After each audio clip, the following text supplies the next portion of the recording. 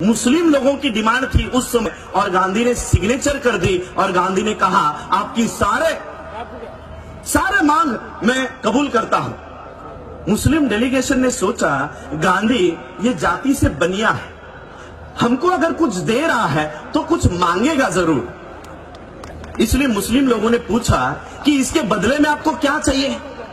गांधी ने तब अपने जहरीले दांत वहां पर निकाले और गांधी ने कहा कल सुबह जब राउंड टेबल कॉन्फ्रेंस की शुरुआत होगी और जैसे ही अंबेडकर अपने चेयर से खड़े होकर जो जो हक और अधिकार अपने लोगों को मांगने वाला है उसको तुमको विरोध करना पड़ेगा, उसको विरोध करो। क्या किया पता है मुस्लिम भाइयों ने? मुस्लिम भाइयों ने कहा कि अस्पृश्यों के, अछूतों के हक और अधिकार में से अगर आप हमको कुछ देना चाहते हो तो हम कतई स्वीकार नहीं करेंगे। दूसरे दिन ये मुस्लिम बाबा साहब के बाजू से खड़े हुए, बाबा साहब अंबेडकर जी के बाजू से खड़े हुए और बाबा साहब अंबेडकर जी को इस देश में कॉम्युनल अवार्ड जाहिर हुआ। आज का जो आपका रिजर्वेशन है ये भारत सरकार ने दिया हुआ नहीं है। आज आपकी जो पॉलिटिकल रिजर्वेशन है ये भारत सरकार ने दिया हुआ नहीं है। आज आपके जो वोट देने का अधिकार है ये भारत सरकार ने दिए हुए नहीं है, ये बाबा साहब ने राउंड टेबल कॉन्फ्रेंस से लाए हुए अधिकार है, राउंड टेबल कॉन्फ्रेंस में लाए।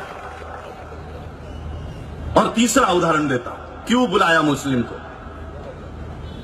इस देश में जब अंग्रेजों ने सोचा कि अभी इस देश को आजाद कर देना चाहिए, इस देश में बहुत उठाव हो रहा है, आजादी की मांग हो रही है, अब हमको इस देश से चले जाना चाहिए, तब अंग्रेजों ने कहा चले तो जाएंगे लेकिन हम जाने के बाद ये चलेगा कैसे, ये देश चलेगा कैसे। और इसलिए इस देश को चलाने के लिए एक कॉन्स्टिट्यूएंट असेंबली, संविधान सभा होनी चाहिए। ये संविधान सभा इस देश के संविधान को निर्माण करने का काम करेगी।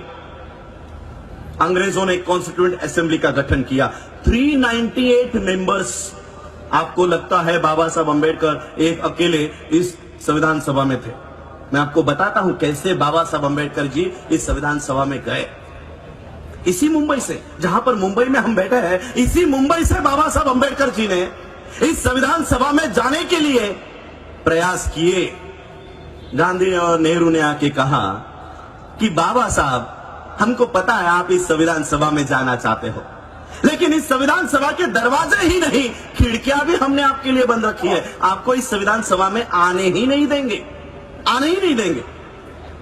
बाबा साहब अंबेडकर जी की कोई भी किताब उठाओ, बाबा साहब ने लिखी हुई राइटिंग एंड स्पीचेस उठाओ, उसमें बाबा साहब अंबेडकर एक बात के लिए जोर देते हैं और वो है ये है कि हमारे लिए सेफ गार्ड्स निर्माण होने चाहिए, हमारा सुरक्षा कवच होना चाहिए। और ये सुरक्षा कवच संविधान सभा में जाने के बाद ही बन सकता था, लेकिन इस संविधान सभा में बाबा साहब को आने के लिए मनाही कर दी गई थी।